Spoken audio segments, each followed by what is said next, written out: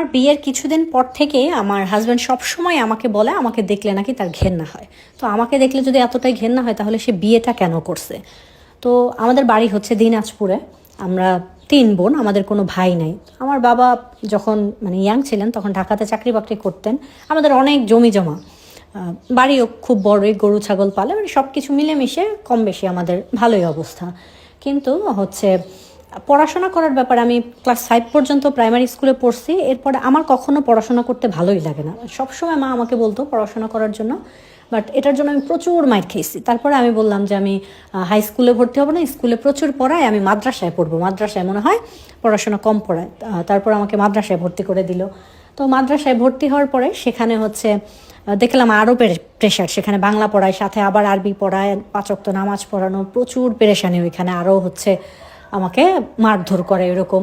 তো কোনো রকমে 3 বছর এখানে, তো বাসায় যখন বললাম যে আমি মাদ্রাসায়ও পড়তে চাই না তখন সেটা তো আর মানবে না। তো আমি হচ্ছে কোনো রকমে 3টা বছর পড়লাম। যখন ক্লাস 8-এ পড়ি তখন কান্নাকাটি করলাম, আবার আমাকে এনে স্কুলে ভর্তি করলো। বাট পড়তে তো আমার ভালো লাগে না, আমার স্কুল যেতে ভালো লাগে না। আমার হচ্ছে মার সাথে সংসারী কাজ করতে ভালো লাগে। মা যে ধান চালের কাজ করে, উঠানে ধান রোদ দিলে ওগুলো করা, গরু ছাগলের কাজ করা, মানে এগুলো করতে আমার ভালো লাগে। বাট পড়াশোনা আমার মোটেও ভালো লাগে না।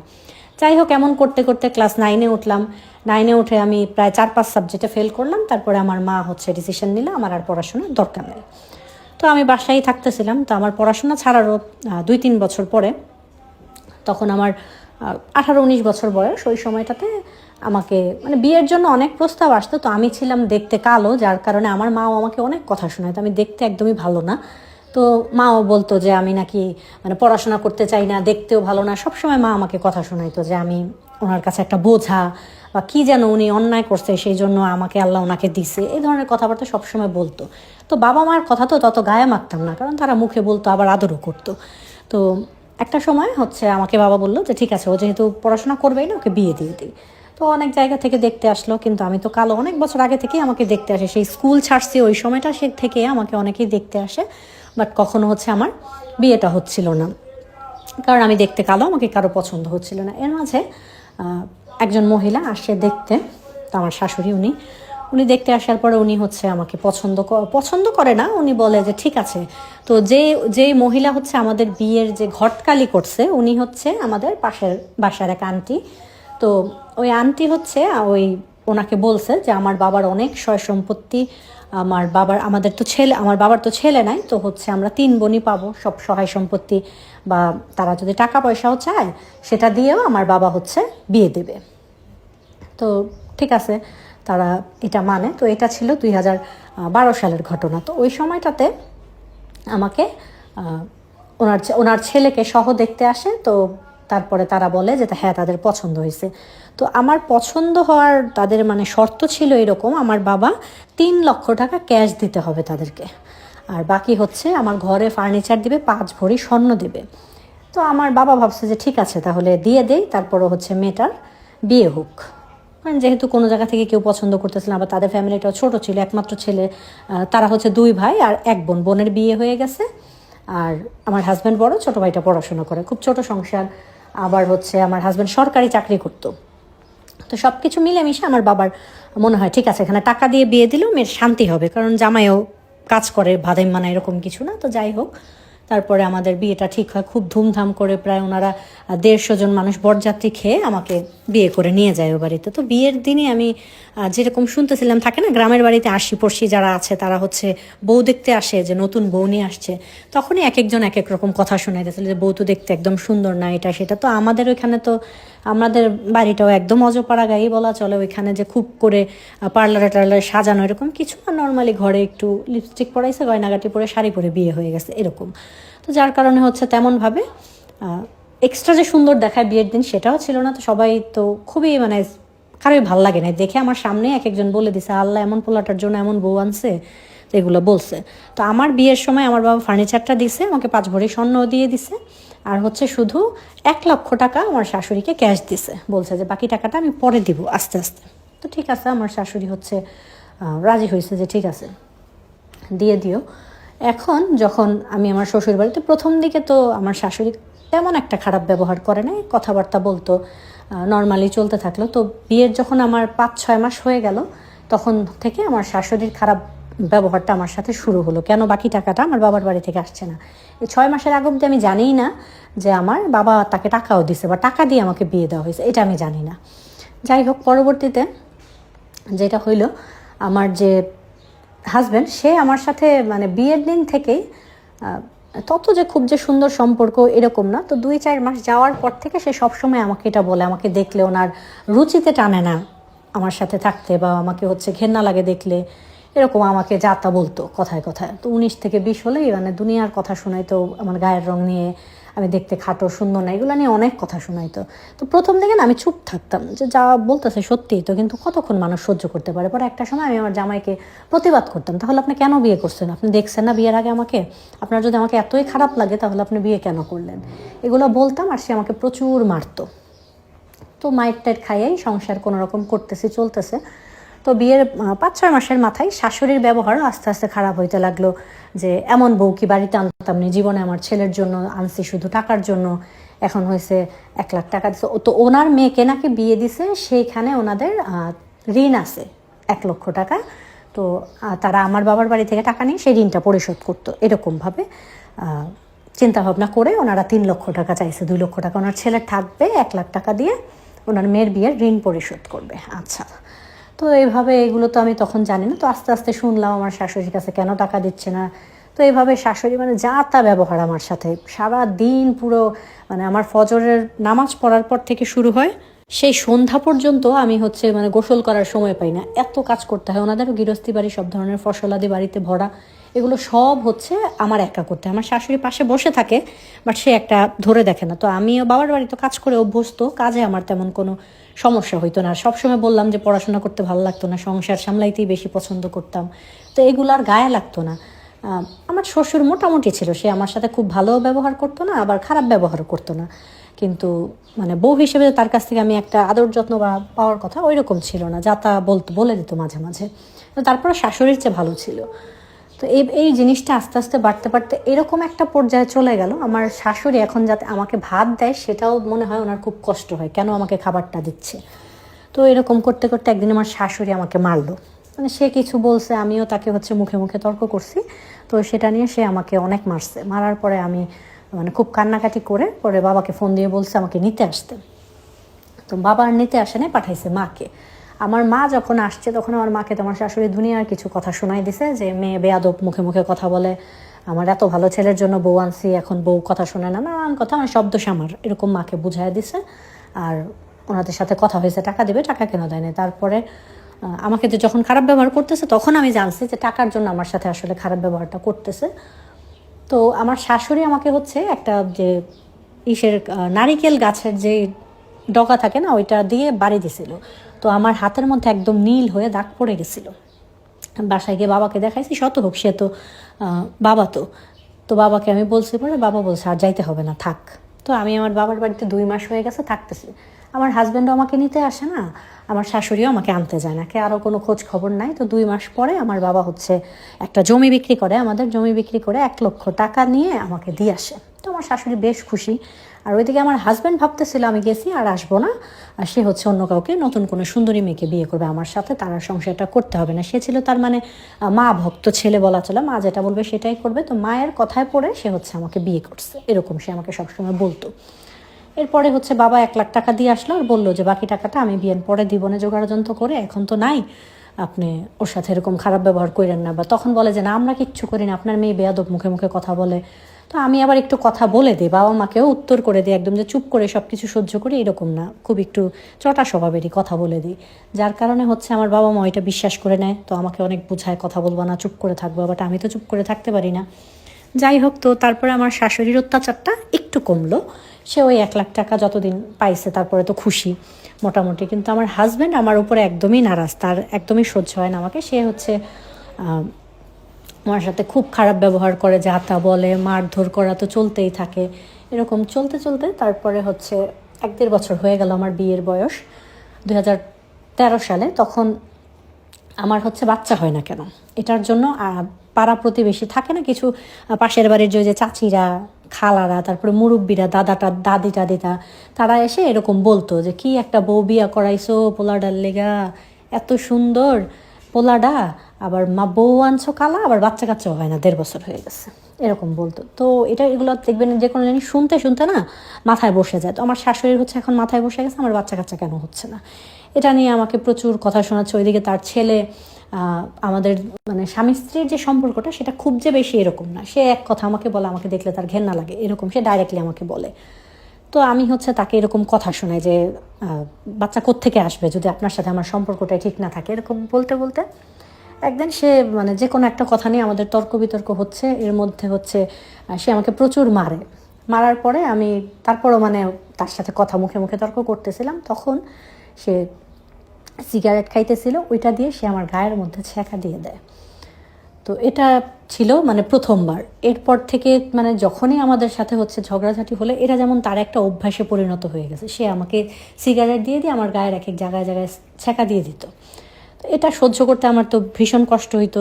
তো আমি এরপর থেকে এমন করতাম যে তাকে এড়ায় চলতাম। আমি আমার বারান্দায় গিয়ে শুয়ে থাকতাম ভয়ে যে যদি এরকম করে। আস্তে আস্তে না আমি একদম চুপ হয়ে গেছি। প্রথম দিকে যে মুখে মুখে কথা বলতাম এটা একদম করি না, এখন আমি পাগলের মতো হয়ে গেছি। আমি সারাদিন কাজ করি আর হচ্ছে কারোর সাথে কোনো কথা বলি না, সারাদিন এ বাড়িতে কাজ করি। এমনও হয়েছে আমার শাশুড়ি আমাকে মানে তারা 4 জন মানুষ 4 পিস গুনে মাছ রান্না করছে, আমার জন্য মাছ রান্না হয়নি আমার বাবার বাড়ি থেকে। বাকি 1 লক্ষ টাকা কেন আসতেছে না সেটার জন্য, যে আমাকে টর্চার করলে হয়তো বা দিয়ে যাবে। আমি 2-3 মাস হয়ে গেছে মাছ দিয়ে ভাত খাইনি। আর আমার বাবার বাড়ি আমাকে যেতে দেওয়া হতো না, বলতো আমাকে বলা হয়তো যে বাবার বাড়ি বেড়াতে গেলে যেন টাকা নিয়ে আসি। তো আমি জানি আমার বাবার কাছে তো টাকা নেই, সে দিতে পারবে না। তো বাবাকে ফোনে বললে বলতো কোত্থেকে দিব, এখন তো নাই এটা ওইটা। তো তখন হচ্ছে আমি এরকমভাবে থাকতাম। শেষ পর্যায়ে আমার সাথে এরকম হয়েছে যে আমি যখন আমাকে হচ্ছে মাছ তো তারা আমাকে খেতে দেয় না, তাদের জন্য গুনে গুনে রান্না করে। মাংস রান্না করলেও আমাকে ওরকমভাবে দেওয়া হয় না, ওই একটু ঝোল তরকারি এগুলো দিয়ে আমি কোনো রকমে খেয়ে বেঁচে আছি। কারণ সারাদিন তো প্রচুর কাজ করি, প্রচুর ক্ষুধা লাগে, তখন কি করব, যা পাই ওইটাই খাই। আমি ওনাদের একটা বেড়াল ছিল, বেড়ালের জন্য বাটির মধ্যে যে মাছের কাঁটাগুলো বাঁচায় রাখছে ওগুলো আমি খাইছি। এতটা মানে কষ্টে আমার দিন গেছে একটু খাবারের জন্য। ভাত দিত, ভাত যে দিত না এরকম না, ভাত দিত, বাট কখনো আমাকে মাছ মাংস খেতে দেওয়া হতো না। কোনো দিন ঘরের কোনো ফল বিস্কিট কোনো কিছু এগুলো দেওয়া হতো না। আমি জাস্ট পানি খাইতাম আর 3 বেলা ভাত খাইতাম। বাড়ির গাছে যে ফলাদি ফল টল হইতো ওগুলো টুকটাক একটু একটু খাইতাম। এত ছিল কষ্টের আমার জীবনটা। তো এইভাবে তো বেশ কিছুদিন হচ্ছে চলতে চলতে আমার বিয়ের যখন 3 বছর শেষ হয়ে গেল, ওই সময় একদিন আমার ছোট খালা হচ্ছে ঢাকাতে থাকে। ওই সময়টাতে হচ্ছে রোজার ঈদের সময় ছিল। আমার খালা ঢাকাতে হচ্ছে গাজীপুরে গার্মেন্টসে চাকরি করে, ওইখান থেকে খালা আসছে বেড়াইতে দেশে। তো আমাকে ফোন করছে বলতে, বাট আমি এখন আর কারোর সাথে আগের মতো কথা বলা বা খুব যে বেশি উৎফুল্লতা ছিল সেটা এখন আর আমার মধ্যে নাই। আমি একদম চুপচাপ হয়ে গেছি। তো আমি বলি যে না খালা যাবো না, আর আমার শাশুড়ি যেতেও দেয় না। তো যার কারণে হচ্ছে আমি চলে গেলে তাদের কাজ কে করবে এরকম। তারপরে হচ্ছে খালা বলে আচ্ছা ঠিক আছে, তাইলে আমার নানু বাড়ি থেকে আমার শ্বশুর বাড়ি আবার একটু কাছেই, তো খালা বলে আমি আইসা তোর সাথে দেখা করে যাবো না। তারপরে হচ্ছে খালা আসে একদিন দুপুরবেলা আসার সময় দেখে যে আমার খালা যে সময়টাতে আসার পরে দেখে আমার শ্বশুর শাশুড়ি, আমার দেবর, আমার হাজব্যান্ড তো সকালে বাইরে কোথাও একটা গেছে, তখন এদের ছুটি ছিল। তো ওনারা 3 জন বসে বারান্দায় ভাত খাইতেছে দুপুরে, আমি উঠানে রোদের মধ্যে বসে আছি সরিষার দেয় উঠানে। তো এসে দেখার পরে আমার খালা হচ্ছে আমার কাছে আসার পর অনেক কিছু নিয়ে আসে আমার খালা। আসার পরে দেখে যে আমার গায়ে প্রচুর জ্বর, বাট আমি উঠানে রোদের মধ্যে বসে আছি। তো আমাকে জিজ্ঞেস করে যে দুপুরে খাইছিস? আমি বলি না। গোসল করছিস? বলি না। আমি বসে আছি ওখানে। তো বলে তোর শরীরে তো এত জ্বর, এখানে বসে আছিস কেন? তো এরকম বলার পরে আমি কিছু বলি না, কারণ আমি হচ্ছে একদম কথা বলা বন্ধ করে দিছি বলা চলে। কথার জন্য এত মাইর খেয়েছি এ বাড়িতে আসার পরে। তারপরে হচ্ছে আমার হাজব্যান্ড বাড়িতে ছিল না, তো আমার শাশুড়িকে আমার খালা বলে যে ওকে আমি একটু নিয়ে যাই, আমি এতদিন পর আসছি ঢাকা থেকে। আমার খালা সচরাচর ঈদেও আসে না, মানে প্রায় 2-3 বছর পরে আসছে। তো একদিন আমাদের কাছে থাক, আমি কালকে দিয়ে যাব। আমার খালা এটা বলে আমাকে নিয়ে যাওয়ার পরে আমার শাশুড়ি প্রথমে তো দিবে না, পরে আমার শ্বশুর বলে যে আচ্ছা ঠিক আছে নিয়ে যাও, কালকে আবার দিয়ে যাও। তো আমার খালা এর আগে জানতো না যে আমার জীবনে কি চলতেছে। সে তো তার জীবন নিয়ে ব্যস্ত, গার্মেন্টসে চাকরি করে, সারাদিন কথা হয়তো কেমন আছি ভালো আছি, বাট ওইরকমভাবে কখনো ডিসকাস করি না যে কী চলতেছে আমার লাইফে। তো খালা আমাকে মুখ দেখে পরে বলে যে এমনিই তো আমি কালো মানুষ, আরও মানে এমন হয়ে গেছি তাকানো যায় না আমার দিকে। তো খালা আমাকে সব কিছু জিজ্ঞেস করলো, পরে আমি হচ্ছে চিৎকার করে কান্না করছি। আমি জাস্ট মানে গলা ফাটায় চিৎকার করছি, যতটুকু শক্তি ছিল চিৎকার করে খালাকে সব কিছু বলছি। বলার পরে আমার খালা আমাকে আমাদের বাড়িতে নিয়ে গেছে। একদিন নানুদের বাড়িতে ছিলাম, তারপরে আমার খালার আবার হাজব্যান্ড মারা গেছে, উনি গার্মেন্টসে চাকরি করেন, ওনার একটা ছেলে শুধু। তো উনি হচ্ছে আমাদের বাড়িতে যায়, আমাকে নিয়ে যাওয়ার পরে আমার মাকে বাবাকে সব কিছু বলে যে আর পাঠায়েন না, মেয়েটাকে এখানেই রাখেন, ওর জীবনটা শেষ হয়ে যাইতেছে, মরে যাবে এরকম করে বাড়িতে থাকতে, এরকম বিয়ের দরকার নেই। অনেক কিছু বোঝানোর পরে বাবা মা বলে আচ্ছা রাইখা যাও ওকে এখানে। তো আমি তো ওই বাড়ি থেকে আসার সময় তেমন কিছু আনি না, যেহেতু একদিন পরে চলে আসবে, একটা 3 পিস নিয়ে গেছি। তারপরে আমি আমাদের বাবার বাড়িতেও তেমন নাই, কারণ অনেক বছর ধরে তো ওইরকম বেড়াইতে যাই না বাবার বাড়িতে। তো বোনদের কাপড় চোপড় একটু পরতাম, সেটার জন্য প্রচুর কথা শুনতে হইতো। আমার মেজো বোন অনেক কথা শোনাইতো আমাকে, যে এত টাকা আমার পেছনে খরচ করছে, তারপরে আমি এসে ঘাড়ে বসছি। এখন হচ্ছে বাবা মাও অনেক কথা শোনায়, তার মা তো কথা শোনাইতে মানে কোনো দমই ছাড়তো না। এমনিই তো সে আমাকে সারা জীবন বলছে আমি নাকি তার কোনো পাপের ফল, না হলে আল্লাহ এমন মেয়ে তার ঘরে কেন দিল, বাকি তার 2 মেয়ে তো ভীষণ সুন্দরী, সেও ভীষণ সুন্দরী, আমি দেখতে আমার খালার মতো হয়েছি। আমার খালা হচ্ছে কালো, তো আমাকে হচ্ছে এই জন্য আমার খালা ছোটোবেলা থেকে খুব আদর করে, যে সবাই বলে আমি নাকি দেখতে আমার খালার মতো। যাই হোক, তো এইভাবে বাবার বাড়িতে 4টা মাস থাকলাম। 4 মাস থাকার পরে এর মাঝে হাজারোবার মনে করছি যে আমি মরে যাব। শ্বশুর বাড়িতে থেকে না এটা মনে হয় না, কারণ মনে হয়তো তারা তো পররা তো খারাপ ব্যবহার করবেই, তারা আমাকে মারতেছে বা তারা হচ্ছে টাকার জন্য করতেছে, একটা কারণ ছিল। বাট নিজের বাবার বাড়িতে এসে 4টা মাস থাকার পরে আমি যা দেখছি, তখন আমার মনে হয়েছে আমার আর দুনিয়াতে বেঁচে থাকার কোনো দরকার নেই, আমি সবার উপর একটা বোঝা, তো আমি হচ্ছে মরে যাব। এরকম করে আমি অনেকবার চেষ্টাও করছি নিজেকে শেষ করে দেওয়ার, বাট আল্লাহ হায়াত রাখছে, কি করব, মরি নেই। যাই হোক, 4 মাস পরে একদিন হচ্ছে খালাকে ফোন দিয়ে বললাম যে খালা আমাকে তুমি তোমার কাছে নিয়ে যাইবা। তো খালা বলতেছে তুই এখানে এসে কী করবি, কোনোদিন ঢাকা শহরে আসোস না, বুঝোস না। তো আমি আবার বললাম যে মামা এরকম এরকম করে, এগুলো বলে। তো খালার ওই যে ছেলেটা, ও তখন কলেজে পড়ে, ওকে দিয়ে খালা হচ্ছে পাঠাইছে দেশে, গাড়ি ভাড়ার টাকা দিয়ে, যে ওকে নিয়ে আয় গিয়া। তো আইসা ও আমাকে নিয়ে গেল, নিয়ে যাওয়ার পরে তো খালা তখনও গার্মেন্টসে চাকরি করে। তখন হচ্ছে খালা আমাকে, এখন আমি তো গ্রামের মানুষ, আর আমি তো পুরো মানে আতপাগল হয়ে গেছি একটা, ওনাদের সাথে থাকতে থাকতে আমার বাবা মা আর হচ্ছে আমার শ্বশুরবাড়ির মানুষের টর্চারে আমি পুরো আধা পাগলের মতো হয়ে গেছি। তো এইভাবে হচ্ছে 2015-16 দিকে, 16 সালে মনে হয়, আমি হচ্ছে ঢাকা চলে আসি। আসার পরে তখন হচ্ছে আমার খালার বাসায় 3-4 মাস থাকে। এখন আমার খালা নিজে একা কাজ করে, ঘর ভাড়া দেয়, ছেলেকে পড়াশোনা করায়, তো আমাকে আর কয়দিন বসায় বসায় খাওয়াবে। তো আমার খালা আমাকে গার্মেন্টসে একটা কাজের ব্যবস্থা করে দেয়। তো থাকলাম খালার বাসায় থেকে। এখন খালার তো ছেলে হচ্ছে বড়, এখন আমার খালার কাছে এটা খুব দ্বিধা লাগতেছিল। তারা একটা রুম নিয়ে থাকে, আমি আর আমার খালা আর আমার খালতো ভাই এক রুমে থাকি।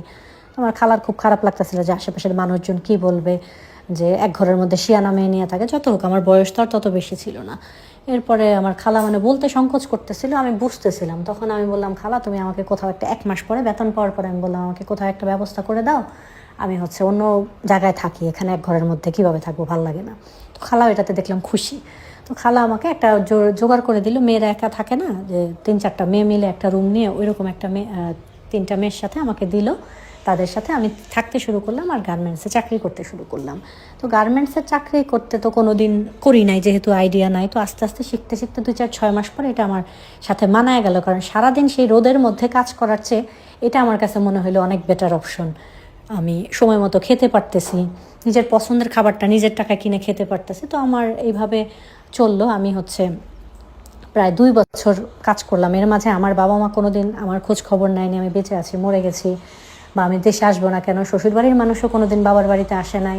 ওইদিকে আমার হাজব্যান্ড আমাকে ডিভোর্স না দিয়ে সে বিয়ে করে ফেলছে। সে ওইদিকে আর একটা বিয়ে করে, ওইদিকে সে একদম সুন্দরী বউ নিয়ে সংসার করতেছে। আমি হচ্ছে টুকটাক খালার কাছ থেকে এগুলো শুনি, আমি কারোর সাথে কথা বলি না। তো যাই হোক, এভাবে চলতে চলতে আমি কাজ করতে থাকলাম। গার্মেন্টসে কাজ করতে করতে ঢাকা শহরে আসার পরে তো একটু বুঝলাম দুনিয়াদারি, আস্তে আস্তে চালাক হইলাম। এখন হচ্ছে জীবনে শুধু একটাই লক্ষ্য, জীবনে টাকা কামাবো আর নিজের বাঁচার জন্য একটা ভালো ব্যবস্থা করবো, এতটুকুই। পুরুষ মানুষের জীবনে আর কোনো প্রয়োজন আমার নেই। এখনও আমি গোসল করতে গেলে আমার শরীরের কাপড় খোলার পর আমি যখন দেখি আমার শরীরের সেই দাগগুলো, আমার আর পুরুষ মানুষের প্রতি ঘেন্না করে এখন পুরুষ মানুষের নাম শুনলেও। এরপরে আমার যে বাম হাতটা, বাম হাতের মধ্যে আমার হাজব্যান্ড একদিন আমাকে এত জোরে ঘুষি মারছে, সেই ব্যথাটা আমার আজ পর্যন্ত, আমি এই যে 2026 সাল পর্যন্ত এটা আমাকে এখনও বহন করতে হচ্ছে। আমি যখন একটু ভারী কাজ করি বা একটু কাপড় ধুই, বেশি বিছানার চাদর টাদর ধুই, তখন হচ্ছে এই হাতের ব্যথায় আমাকে ওষুধ ছাড়া আমি থাকতে পারি না। ওই জায়গাটা পুরো কাল শীতে হয়ে রয়েছে এখন পর্যন্ত, আর ওই জায়গাটা আমার এখন পর্যন্ত ব্যথা। কি পরিমাণ টর্চার তারা আমাকে করছে। যাই হোক, তো এভাবেই চলতেছি। গাজীপুরে থাকি, খালার সাথে গার্মেন্টসে চাকরি করি, পাশাপাশি নিজের টাকা পয়সা ছিল খালার কাছে জমা। খালা পরে একটা ব্যাংক অ্যাকাউন্ট করে দিল বুঝায়া টুঝায়া, যে এভাবে হচ্ছে রাখতে হয়, ব্যাংকে রাখবি টাকা পয়সা। তো তারপর থেকে নিজের টাকা পয়সা নিজের জন্য জমাইতেছি, নিজের জন্য বাঁচতেছি, নিজের পছন্দ মতো কাপড় পরি, নিজের যা ইচ্ছা তা খাই। বাবা মার জন্য মাঝে মাঝে টাকাও পাঠাই, সেটা আবার বাবা মা নেয়, বাট আমার কোনো খোঁজ খবর বাবা মা নেওয়ার প্রয়োজন বোধ করেনি। এখন বাবা মা মাঝে মাঝে ফোন দেয়, যখন এখন আর আমার জীবনে কোনো প্রবলেম নাই। 2 বোনের বিয়ে হয়ে গেছে, বিয়েতে আমাকে যাওয়ার জন্য বলে নাই। ছোটো বোনের বিয়েতে বলছিল, যাই নাই, তারপরে টাকা চাইছিল। ছোটো বোনের বিয়েতে আমি আবার 50,000 টাকা পাঠাইছি। তো এভাবে হচ্ছে তারা তাদের মতো ভালো আছে, আমিও আলহামদুলিল্লাহ অনেক ভালো আছি। আপন মানুষগুলোর থেকে, যাদের সাথে কাজ করি বা যেই মেয়েগুলোর সাথে এক রুমে ভাড়া থাকি, তারা আমার অনেক আপন। তাদের নিয়ে আমি মনে হয় বাকি জীবনটা কাটাতে চাই, বিয়ে জীবন আর কোনোদিন করবো না। তো এটাই ছিল আপুর গল্পটার। আপু বলতেছিল যে আপু, আমার যখন শুনি আপনার গল্পগুলো, প্রেমের গল্পগুলো, ভালোবাসার গল্পগুলো, তখন ভীষণ ভালো লাগে যে মানুষ জীবনে কত সুখ আছে, মানুষ ভালোবাসা নিয়ে এতটা ভালো আছে। বাট নিজের জীবনে ভালোবাসার কখনো কল্পনা করি না। আর আমার কাজের বাইরে যতটুকু সময় পাই, ততটুকু সময় আমি আপনার গল্প শুনি। এটাই ছিল আপুর বলা।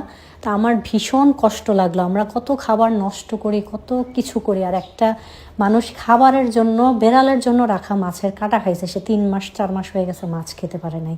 এটা আমার এত খারাপ লাগছে, এই কথাটা আসলে বলে বোঝানো যাবে না। তো যাই হোক, গল্পটা কেমন লাগলো সেটা অবশ্যই জানাবেন, লাইক কমেন্ট করবেন। গল্পটা অনেক দুঃখজনক, কেমন লাগার কিছু নাই।